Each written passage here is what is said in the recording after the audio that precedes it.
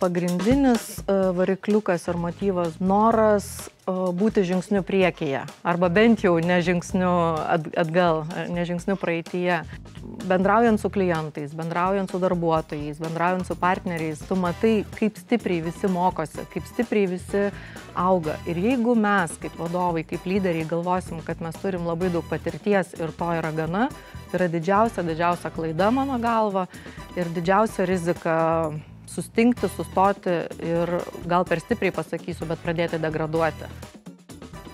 Universitetas ir programos vadovė yra pakvietusi tikrai labai ryškias asmenybės pirmiausia. Antra, visi jie yra ne tik akademikai, bet praktikai.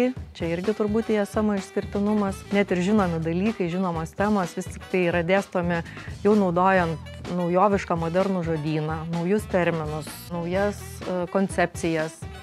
Nustebino turbūt labiausiai tai, kaip iškreiptai kartais mes matome patys save, savo įmonę, savo verslą ir kitus.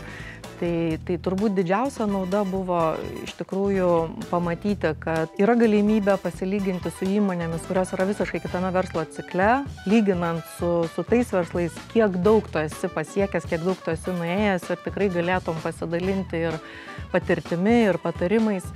Ir kita vertus pamatyti tuos, kurie yra galbūt daug toliau nuėję negu tu.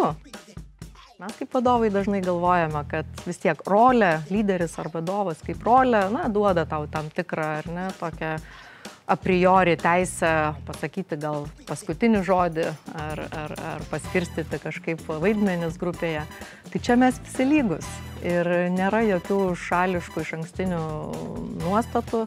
Galbūt yra nuostatos, kurios lėmė tik tai fragmentišką mūsų pažintį. Kai neturi oficialios rolės, neturi oficialaus vaidmens, susitarimas, kažkokio bendro rezultato padarimas reikalauja visiškai kitų savybių, visiškai kitokios elgsenos, visiškai kitos mąstysenos.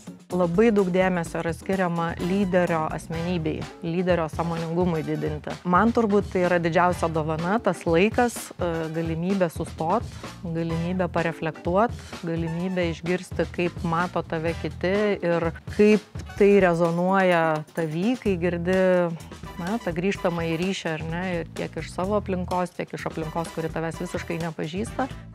Aš labai kviečiu nelaukti kitų metų, o iš tikrųjų dabar galbūt yra tas laikas, kuris duos kažką aktualaus dabarčiai, šiandienai.